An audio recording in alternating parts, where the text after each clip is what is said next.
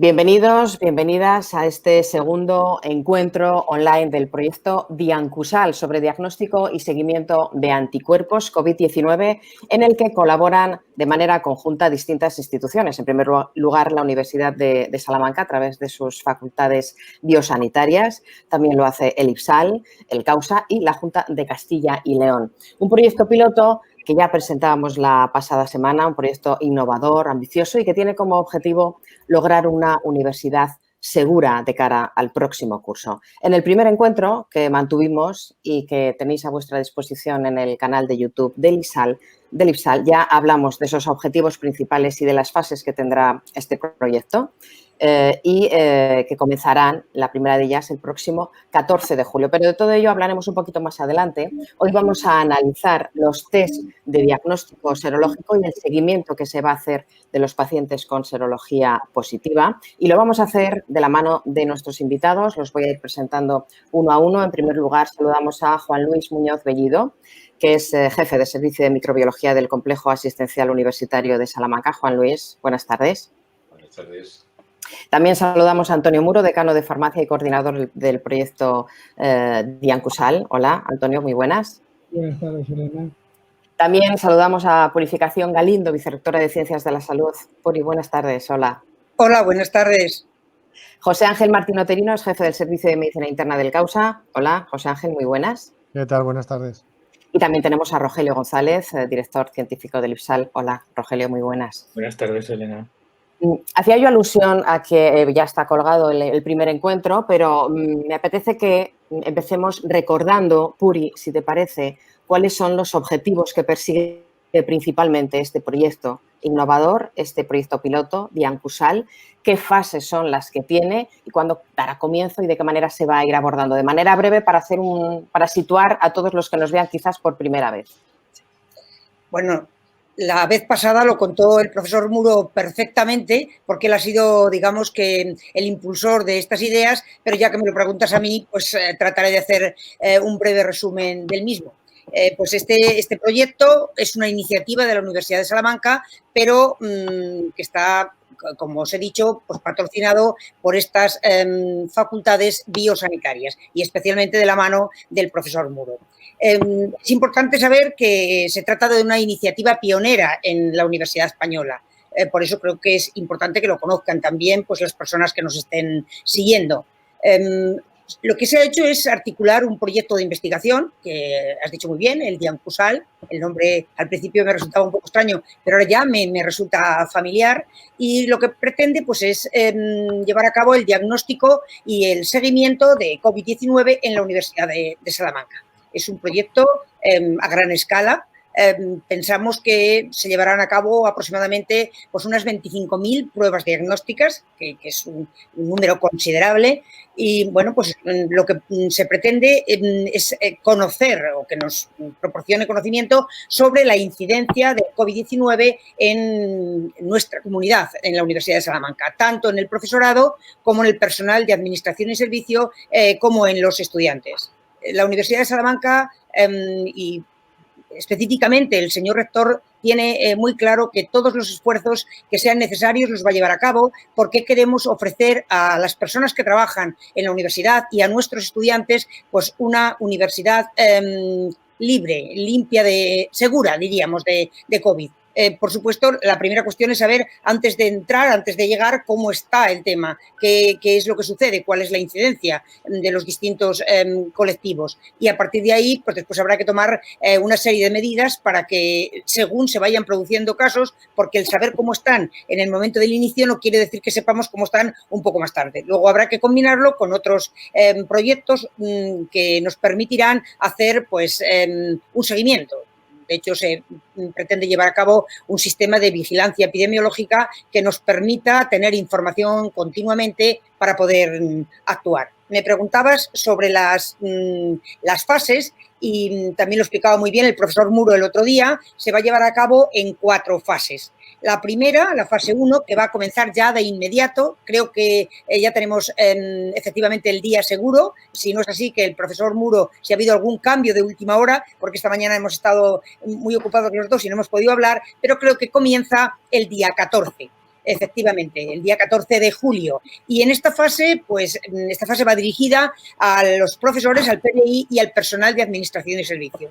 Es decir, al PDI y el PAS, pero concretamente del campus biosanitario. Luego después, en la fase 2, estará dirigida a estudiantes que se incorporarán, a estudiantes también del campus biosanitario, que tendrá lugar pues, en el mes de septiembre. Y luego ya en las fases 3 y 4 pues, se irá extendiendo a toda la Universidad de Salamanca. Y bueno, pues esperamos que termine a la altura del mes de octubre, que es cuando realmente estarán aquí ya todos nuestros estudiantes o la gran mayoría de nuestros estudiantes. Y también pues se va a realizar en los campus de Ávila, Béjar y Zamora. Y bueno, yo creo que esto puede ser una síntesis de lo que tenemos previsto. Perfecto, gracias Puri. Recordamos que mientras continúa la investigación para lograr una vacuna que actúe contra el COVID, actualmente se realizan 3 tipos de pruebas. Me gustaría que empezáramos, si os parece, recordando cuáles son para establecer la diferencia entre ellas y después cuál será la que se realizará en el proyecto Diancusal, por ejemplo, José Ángel o Juan Luis, el que queráis. ¿Cuáles son los 3 tipos que se están llevando a cabo ahora? ¿Cuáles son las diferencias entre unos y otros? Bueno, las pruebas, la primera prueba de la que se ha hablado tanto durante estos meses, la de la PCR, es un test esencialmente diagnóstico, es decir, es un test que no tiene demasiada utilidad para un estudio epidemiológico como es este. Entonces, esto se utilizará únicamente en aquellas personas en las que el estudio serológico sugiera que pudiera tener una infección activa. El estudio va a ir fundamentalmente encaminado a ver qué porcentaje de la población tiene o no anticuerpos. Entonces, para estudiar anticuerpos hay dos grandes grupos de técnicas. Una son las técnicas, bueno, estas primeras que aparecieron, de las que se ha hablado tanto, de las que compró primero el gobierno, luego la comunidad autónoma, de los test rápidos, que bueno, se ha criticado bastante porque eran pruebas con una especificidad y sobre todo con una sensibilidad bueno, bastante mejorable. A partir de hace un mes o mes y medio empiezan a aparecer test serológicos convencionales, digamos, es decir, test serológicos con una tecnología similar a la que se utiliza para diagnosticar habitualmente por la infección por virus de la hepatitis B o de la hepatitis C o por VIH, una tecnología equiparable con una sensibilidad y una especificidad ya muy similar a estas y, por tanto, con unos resultados mucho más creíbles, mucho más sólidos que los que podían dar las otras tecnologías. ¿Qué grado de fiabilidad tienen estas pruebas y los test rápidos, por ejemplo? No sé si son fiables, ¿hasta qué punto, qué porcentaje? Los test rápidos tienen una especificidad relativamente buena. Cuando hablamos de especificidad nos referimos a la probabilidad de que cuando damos un resultado como positivo sea realmente positivo. Entonces, bueno, digamos que los positivos cuando aparecen son bastante fiables. El problema que tiene es que la sensibilidad es muy baja, es decir, se puede comer muchos positivos que no es capaz de detectarlos. En cambio, bueno, pues los test, según los estudios que hay, los 3 primeros, aquellos que compró el gobierno hace unos meses, se podían mover en sensibilidades de en torno al 50%, más o menos. Los que compró la comunidad autónoma, igual o un poquito menos. Mientras que aquí estamos hablando de sensibilidades y especificidades por encima del 95%, 97, 98, 99. ¿Y cuándo es más conveniente realizar el test serológico? Yo no sé si hay situaciones especiales en las que dependan de algunos factores, de unos o de otros. Bueno, el test serológico lo que nos permite, sobre todo, es saber cuál es la situación del paciente. Digamos que nos da un resultado más estable. El problema que tenemos con las técnicas de PCR es que nos da cuál es la situación del paciente en un momento determinado, pero la situación mañana puede ser distinta. Con lo cual, a la hora de manejar bueno, pues las medidas sobre la población, es un resultado que bueno, nos deja bastante espacio de inseguridad, digamos. Mientras que en los test serológicos la ventaja que tenemos es que, en principio, con todas las precauciones que hay que tener con una situación como esta, que todavía nos quedan muchas cosas por saber, En principio, aquella persona que tiene anticuerpos es una persona que sabemos que ha tenido contacto con la enfermedad, sabemos que la ha superado y sabemos que a priori está protegido de un nuevo contagio. Entonces, nos da, digamos, una imagen mucho más estable de cuál puede ser la situación. ¿Y en pacientes asintomáticos también se detecta? Sí, de hecho la idea de hacer los dos tipos digamos, dos grupos de inmunoglobulinas y el IgM viene por ahí, viene por la posibilidad de detectar pacientes asintomáticos, es decir, aquellas personas que tuvieran una IgM positiva, que bueno, a priori sugiere que el contacto con el virus es un contacto que ha tenido lugar en un momento pues, más o menos reciente en el tiempo.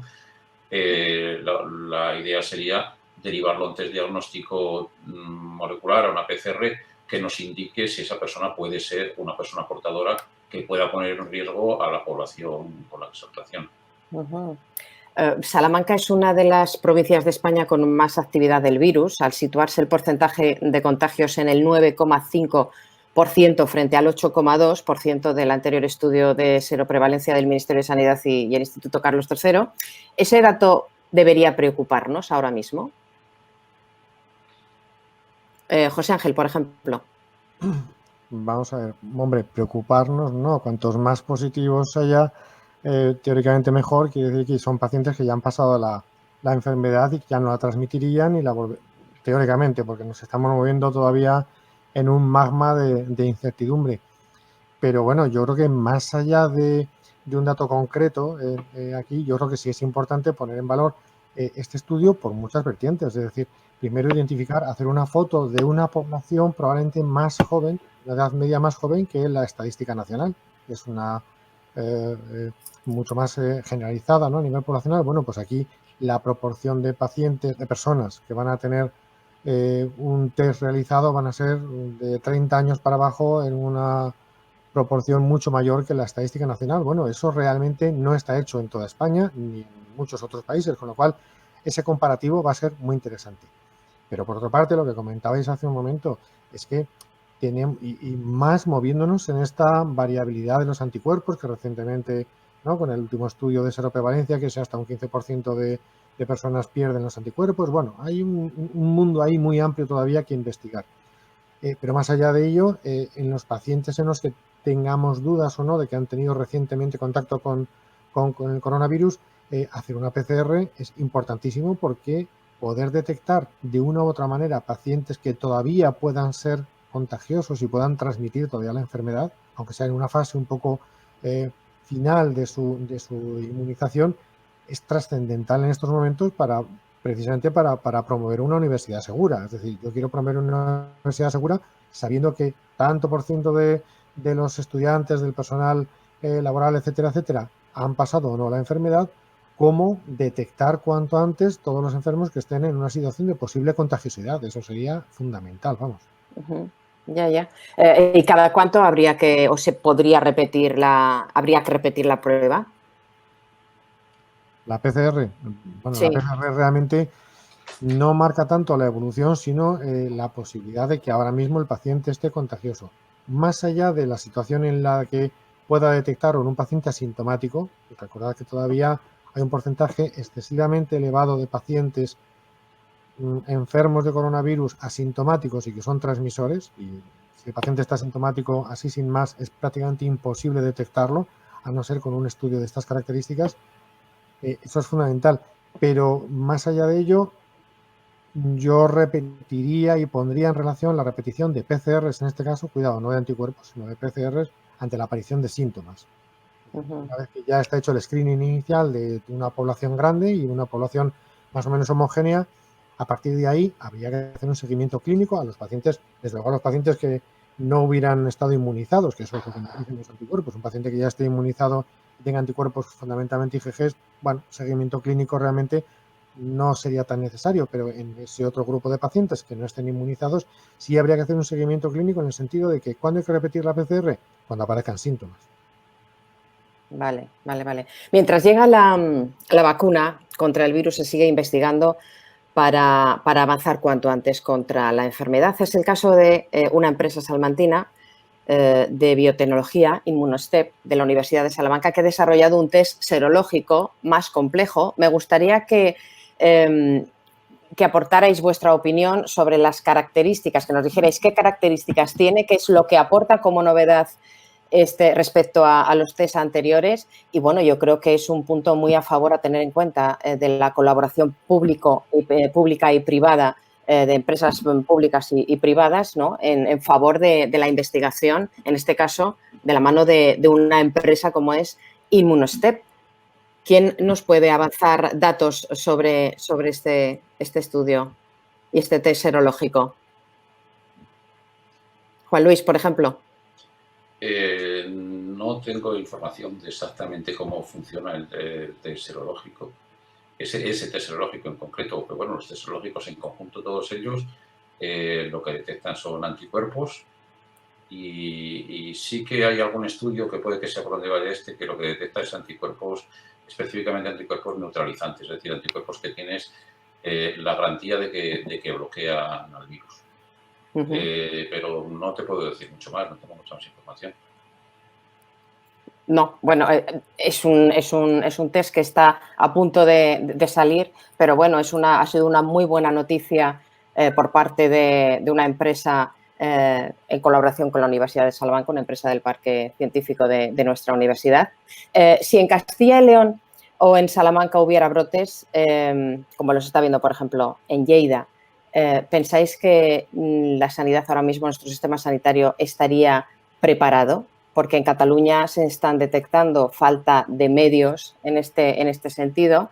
Yo no sé si nos pillaría con el paso cambiado. No, yo creo que ahora mismo no, vamos. A ver, hasta donde puedo leer, como quien dice, ¿no? Pero no, yo creo que el aprendizaje que hemos sufrido ha sido demasiado potente y demasiado intenso como para cometer, no digo esos fallos iniciales, no podemos, yo creo que no sé, sería muy duro conmigo mismo si lo llamáramos fallos, ¿no? Pero bueno, esas descoordinaciones o esa falta de coordinación inicial, porque claro, los máster de pandemia pues no los teníamos hechos ninguno. Pero en cualquier caso, si ahora mismo, en este momento, mañana, tuviéramos un brote, un brote que está viendo el de Lleida, que, bueno, por muy grande que sea, creo que tienen 80, 90 pacientes ingresados, siendo muy importante, cuidado, no quiero minimizar en absoluto, pero bueno, eso ahora mismo lo podríamos asumir con plenísimas garantías de hacer las cosas bien, razonada, controladamente. Disponemos de más que suficiente material ahora mismo de protección, diagnóstico e incluso, pues yo lo he comentado en algún otro foro, el tratamiento que pondríamos ahora mismo respecto al que poníamos hace un mes, 2 meses, no tiene ya nada que ver. Y probablemente el que pongamos dentro de un par de meses tampoco tendrá nada que ver. Quiere decir que vamos avanzando muchísimo en todos los aspectos. ¿Alguna opinión más al respecto? Rogelio, Juan Luis. Un brote o un pequeño brote, digamos, como los que está habiendo ahora en el País Vasco, en el de Lérida, uno que ha habido en Soria estos últimos días, son brotes perfectamente manejables. Para que te hagas una idea, son brotes con el que más, 80, 90 pacientes en el periodo más grave del brote. Aquí estábamos haciendo en torno a 900 diagnósticos diarios. Entonces, tendríamos capacidad más que suficiente para subir. Sería un problema más, yo creo que a nivel psicológico. El personal está muy cansado, está muy fatigado. El que volviéramos a tener otro rebote sería un golpe, pero no a nivel de recursos y de medios. Yo creo que a nivel de recursos y de medios, un brote como los que está viendo ahora lo podríamos asumir con plena garantía. Bueno, son buenas noticias, sobre todo de cara a tranquilizar también, sobre todo a la población, ¿no? Cada vez son más los expertos y esto nos hemos enterado esta mañana, es una noticia de hoy. Hay 240 científicos de 32 países que aseguran que el virus se propaga por el aire y nos podemos infectar al inhalar esas partículas, aunque la Organización Mundial de la Salud no lo ve tan claro. No sé si ha sido subestimada esa posibilidad. ¿Qué pensáis? Por el aire sabemos porque que... si hay 240 científicos a nivel mundial. nos ponemos las mascarillas para evitar que se transmita por el aire. Otra cosa es el tiempo que dure el virus en el aire, que es lo que no está científicamente comprobado que tenga una duración larga, pero por el aire no hay ninguna duda de que se transmite. Y la transmitimos cuando hablamos por personas, por el aire. Por eso utilizamos mascarillas, utilizamos la distancia social. Por lo tanto, lo único que queda la duda es el tiempo que se mantiene ese virus en el aire. Y ahí no se sabe en este momento. Son especulaciones lo que podamos decir, yo creo. No sé si José Ángel o Juan Luis tiene alguna otra idea. Es verdad que en todo momento ha habido un run sobre, caramba, la contagiosidad excesiva que tenía este virus llamaba mucho la atención. Caramba, el virus cae a una superficie, está ahí, yo toco eso y ya me contagio. Bueno, pues ese era un poco el mensaje que se transmitía. Desde el primer momento muchísimas personas han pensado, o incluso hemos pensado, que no era tan sencillo, sino que probablemente el virus estaba mucho más en el aire, que no eran solo gotas que rápidamente caían a una superficie, sino que eran otro tipo de vectores, ¿no? De microgotas, que el virus llevaba mucho más tiempo flotando y por lo tanto había mucha más posibilidad de contagio. Bueno, esa teoría sigue ahí, todavía no se ha llegado a demostrar. Hay alguna cosa muy interesante por ahí que lo están intentando demostrar. Sería complicado, porque si eso se llegara a demostrar definitivamente, los métodos de prevención darían un pequeño salto también a nivel mundial, y bueno, sería potente porque tendríamos que protegernos todavía muchísimo más de lo que nosotros somos capaces de eliminar, etcétera, etcétera. Pero en cualquier caso, hasta que no nos lleguen otra cosa, mascarilla y gel hidroalcohólico, sin ninguna duda, y distancia, ¿no? Y distancia social, sin ninguna duda. Y ventilar. Sí, Antonio. Sí, si me permites añadir, el CDC hace una semana dice una serie de cuestiones que son muy significativas sobre cuánto se transmite el virus. Dice que hay poco riesgo, ¿no? O riesgo bajo en la transmisión a través de superficies, y luego define fundamentalmente las partículas virales que se transmiten. Por ejemplo, en una respiración hay 20 partículas virales por minuto, en un discurso aumentan a 200, o sea, cuando un profesor está hablando aumentan a 200, cuando se tose aumenta a 200 millones de partículas víricas, incluso cuando se estornuda también, ¿no? Por lo tanto, realmente ya se conoce más al respecto, ¿no? Y esto de las superficies, pues bueno, pues no es tanto como al principio se suponía, ¿no? Esos son datos del CDC de Atlanta, de los centros de enfermedades infecciosas y control de Atlanta de hace unas semanas. ¿Algún apunte más? Sí, de hecho la experiencia real que hay es que los países como Austria o como Chequia, que empezaron de manera muy precoz a tomarse muy en serio el tema de la mascarilla y de la distancia, han tenido una prevalencia muy baja. Es decir, que parece que son medidas suficientes para que la transmisión se reduzca muchísimo. Y yo creo que la población sí que está respondiendo en ese sentido. Antes de empezar el encuentro charlábamos entre algunos de nosotros y compartíamos esa misma opinión, ¿verdad? No sé si tenéis esa misma sensación. Yo creo que los ciudadanos están siendo suficientemente responsables. Siempre hay algún caso suelto, claro. Pero por lo general, José Ángel. Ya me gustaría a mí darte completamente la razón. Ya, completamente no. Yo creo que en nuestro entorno, fíjate, en el interior, o probablemente porque estamos en una provincia que ha estado muy castigada por coronavirus y lo hemos sufrido muy intensamente, en Madrid también, todo el centro, ¿no? Sí. Yo me gustaría estar convencido de que en la periferia, en la zona del litoral, hay esa misma percepción y la gente va por la calle con mascarillas como vamos nosotros ahora por la calle, cualquier supermercado en Salamanca, en Madrid, en todo el centro de España, la gente va con su mascarilla puesta. En el litoral, la playita y tal, me cuesta un poco más creerlo. Ojalá, ¿eh? No, en la playa ya te digo yo que no.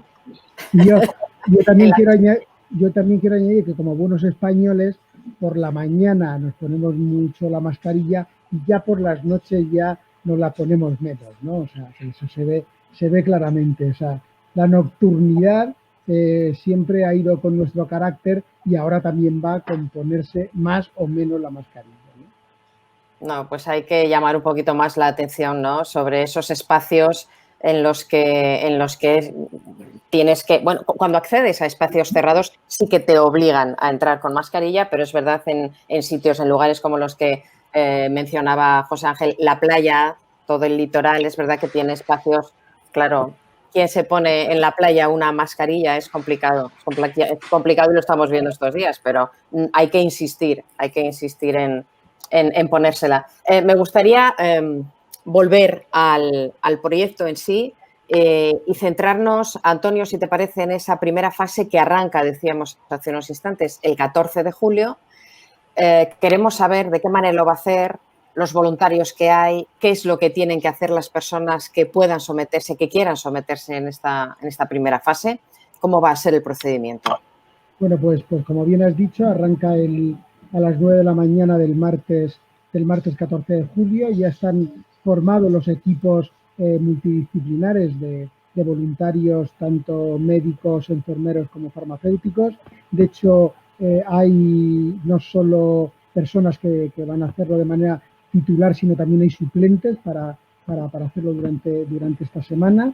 Y bueno, pues se ha puesto ya la web en funcionamiento a las 4 de la tarde, exactamente. Ya se están empezando a apuntar en la web y hacer la encuesta clínico-epidemiológica, etcétera.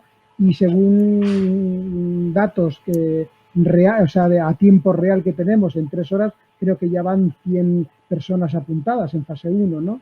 De las posibles 600 que teníamos que podrían apuntarse en esta primera fase. O sea, se ha abierto hoy a las 4 de la tarde, se cierra el lunes a las 11 de la mañana. El lunes a las 11 de la mañana, luego posteriormente los equipos de los diferentes equipos vamos a tener una reunión presencial en la clínica odontológica para ver que todo está en orden, y el martes a las 9 de la mañana se iniciarán las pruebas. Por lo tanto, yo creo que es una buena noticia que, bueno, que en 3 horas ya hay 100 personas, o más de 100 personas que ya se han apuntado a la realización de los test, ¿no? Bueno, yo creo que es una respuesta más que positiva. En 3 horas, desde que se abrió la página web a las 4 hasta las 7 de la tarde, 100 respuestas. Yo creo que es una cifra muy, muy positiva a valorar y a tener en cuenta. ¿Cuántos voluntarios al final hay en el proyecto, Antonio? Al final hay 6 equipos, cada equipo está compuesto por 3 personas, entonces ahora hay 18 y repito que hay algunos de reserva, ¿no? En esta primera fase había 22, pero bueno, 22 porque algunos decían que querían participar, pero como probablemente en septiembre y octubre se dupliquen los equipos, ¿no? Sean 6 por la mañana y 6 por la tarde, pues entonces muchas de estas personas voluntarias se empezarán a trabajar, digamos, en el mes de septiembre y octubre, ¿no? Voluntarios hay mucho más de 22, lo que pasa es que ahora se han hecho equipos para eso. Yo calculo que voluntarios entre los equipos, entre las personas que trabajan en la extracción de suero, las personas que van a trabajar en microbiología, en el servicio de microbiología, en el IPSAL, en el servicio interno de infecciosas, superarán más de 100 personas seguramente que serán voluntarios de este proyecto. ¿Y cuáles son las dudas que os están trasladando, si lo están haciendo, que lo desconozco hasta ahora, por parte de los alumnos y de todo el personal, de si quieren o si pueden o no someterse a las pruebas? ¿Estáis en contacto con ellos en este sentido? Sí, no, yo lo único que he visto es que cuando se puso ya cuando se mandaron el correo electrónico, las personas querían entrar ya para reservar su sitio y decían, bueno, espera que hasta las 4 no se abre la web, ¿no? Por lo tanto, bueno, yo creo, con todo el mundo que ha hablado, pues la vicerrectora tendrá otra información, pero yo creo que, bueno... Una pregunta que me han formulado, cuando parezca oportuno os la hago. Sí, ya.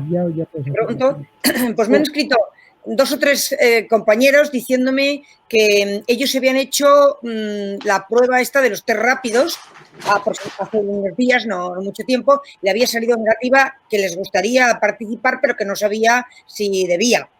Entonces yo, como os iba a ver justamente ahora, digo, pues en vez de contestarle, escucho vuestra opinión y después se lo transmito. Bueno, Pues sí. Juan Luis. Juan Luis. Juan Luis, Porque ayúdanos. ya os decía antes que los test rápidos, el gran problema que tienen los test rápidos es que tienen una sensibilidad muy baja. Con lo cual es perfectamente posible que si es gente que tenga un nivel no muy alto de anticuerpos, el test rápido no los detecte. O sea, que le digo que sí. Sí, sí. Vale. Sí. Vale. O sea, esas son las dudas de ese estilo, las que se pueden... A mí me han llegado 3 correos electrónicos esta mañana y, bueno, acaba de abrir. O sea, que parece ser que es algo que les preocupa a la gente. Me gustaría que lanzarais un mensaje a todas aquellas personas que estén dudando quizás en someterse a estas pruebas del proyecto Diancusal. ¿De qué manera se les puede hacer un llamamiento y animar a que colaboren en este proyecto piloto? Antonio. Sí, yo creo, Elena, fíjate que no sé si hay muchas personas que duden, porque todo el mundo quiere saber qué ha pasado, ¿no? Todo el mundo tenemos nuestra curiosidad de saber si hemos tenido contacto con la infección, si hemos tenido una tos o una pequeña febrícula que no nos hemos dado cuenta en los meses pasados, y por lo tanto toda persona quiere saber qué es lo que ha pasado en estos meses que han sido tan negros, ¿no? En la historia de España, que se recordará, y del mundo, ¿no? Que se recordará para siempre, ¿no? Por lo tanto, yo creo que todo el mundo va a querer saber exactamente en qué situación está. Sobre todo más el profesorado y PAS, ¿no? Los estudiantes, bueno, pues los estudiantes ya sabes que son personas más jóvenes, que están en otro momento de la vida, que realmente ven todo de una manera diferente a como ya somos un poco los más mayores, ¿no? Que tenemos un poco más de precaución y de sensibilidad a todo esto, ¿no? Pero yo también creo que los estudiantes van a participar de una manera bastante numerosa. Repito, PAS y profesorado, yo creo que una gran mayoría participará en este estudio. Hacemos Sí, ¿qué quería hablar? No, solo puntualidad que, vamos, yo creo que es que tiene que interesarle, tendría que ser obligatorio a todo el mundo. Es decir, ojalá pudiéramos tener a nuestra disposición una herramienta que nos brinda la universidad, bueno, y el consorcio, ¿no? IPSAL, hospital y demás, para poder saber en qué situación inmunológica estamos. Es fundamental, tanto por muchos motivos, es decir, por saber lo que nos ha pasado hasta ahora. Hay un porcentaje de asintomáticos que se llevan la sorpresa y dicen, anda, ya estoy inmunizado, y eso es fantástico. Como saber en qué situación me encuentro, y sobre todo porque cuando el proyecto siga hacia septiembre y octubre, ¿no? Se nos va a empezar a juntar un poco con una gripe que vendrá más pronto que tarde y que va a compartir muchos síntomas, con lo cual cuanta más información tengamos de cómo está mi situación, y sobre todo en estos colectivos que vamos a estar de una u otra manera compartiendo muchos espacios, es decir, aunque se separen las aulas, todo lo que sea, tal, pero va a haber mucha agrupación de personas compartiendo espacios. Yo creo que es esencial saber tener esta información, vamos. Sí, sí, sí. De hecho, iremos hablando en los próximos encuentros también de todas las medidas que se vayan a ir tomando desde el inicio de la primera fase, el próximo 14 de julio, insistimos, en adelante hasta que finalice el mes de octubre, ya cuando haya empezado el curso con todos los estudiantes en la universidad y con todo el personal de la misma. Pues vamos a recordar la página web a la que se puede acudir para apuntarse, para contestar a esos cuestionarios previos y seguir todas y cada una de las pautas necesarias para someterse a estas pruebas. La web es diancusal.usal.es. Está abierta ya desde esta tarde, desde las 4 de esta tarde, y en tan solo 3 horas ya ha habido 100 respuestas para la fase 1. Así que, bueno, es una muy buena noticia para el proyecto. Y con ello, si os parece, finalizamos hasta un próximo encuentro en el que ya iremos avanzando todo lo relacionado con las siguientes fases, ya cuando estemos de lleno en ellas incluso. Por lo tanto, Antonio Muro, gracias, Puri Galindo, Juan Luis Muñoz Bellido, Rogelio González y José Ángel Oterino, gracias por este encuentro una vez más. Gracias a ti, Elena. Por acompañarnos. Buenas tardes.